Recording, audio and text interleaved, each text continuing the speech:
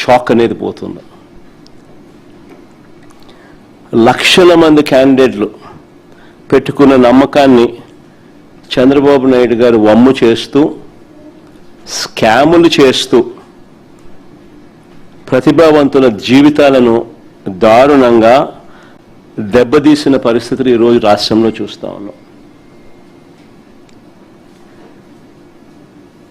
ఇంత ఘోరంగా రిక్రూట్మెంట్ జరగడం అన్నది బహుశా ఆంధ్ర చరిత్రలో బహుశా ఎప్పుడైనా జరిగిందో లేదో నాకైతే తెలియదు. కానీ సాక్షాత్తు చంద్రబాబు నాయుడు గారు కొడుకు, ఆయన సుపుత్రుడు లోకేష్ విద్యాశాఖ మంత్రిగా ఉంటూ ఇద్దరు కలిసి ఇంతటి దారుణంగా చేశారు అన్న విషయాలు ఆంధ్ర రాష్ట్రంలో చోటు చేసుకున్నాయి. నిజంగా చంద్రబాబు నాయుడు గారిని ఒకసారి గమనిస్తే ఒక అబద్ధానికి, ఓ మోసానికి, ఓ వెన్నుపోటుకి, ఓ దగాకి, ఓ స్కామ్కి, వీటికి చొక్కా ప్యాంటు గన తగిలిస్తే కనిపించేది చంద్రబాబే. చంద్రబాబు నాయుడు గారి రాజకీయ జీవితం చూసినా, ఈ 2 ఏళ్లలో ఆయన సూపర్ 6లు సూపర్ 7లు చూసినా,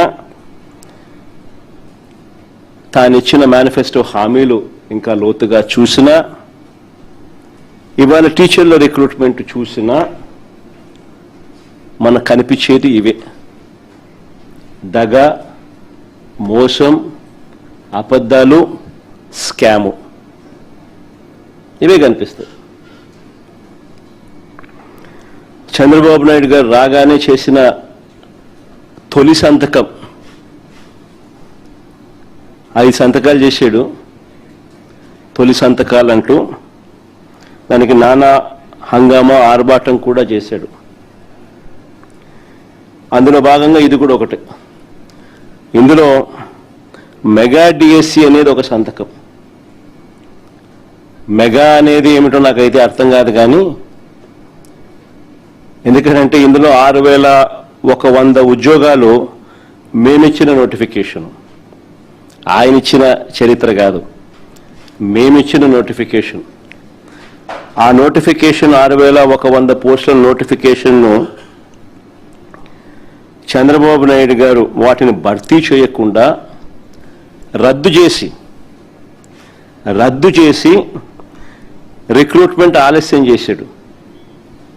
ఆలస్యం చేసి ఈ 6100 పోస్టులు ఏవైతే మేము ఇచ్చినామో, మా హయాంలో నోటిఫికేషన్ ఇచ్చిన పోస్టులు ఉన్నాయో, వాటిని మళ్ళీ తిరిగి తీసుకొస్తూ మొత్తంగా కలిపి ఒక 16,000 పోస్టులకు ఆయన నోటిఫికేషన్ ఇచ్చాడు.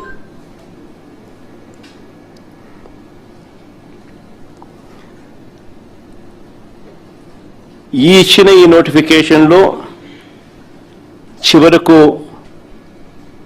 లీకులు చూస్తూ ఉన్నాము, అక్రమాలు చూస్తూ ఉన్నాము, స్కాములు చూస్తూ ఉన్నాము, అవకతవకలు చూస్తూ ఉన్నాము. ఇప్పుడు చంద్రబాబు నాయుడు గారి ఈ 16,000 పోస్టులకు సంబంధించిన రిక్రూట్మెంట్ ప్రాసెస్లో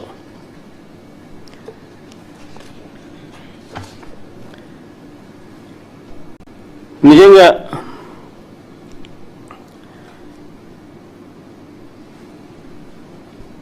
చంద్రబాబు నాయుడు గారిని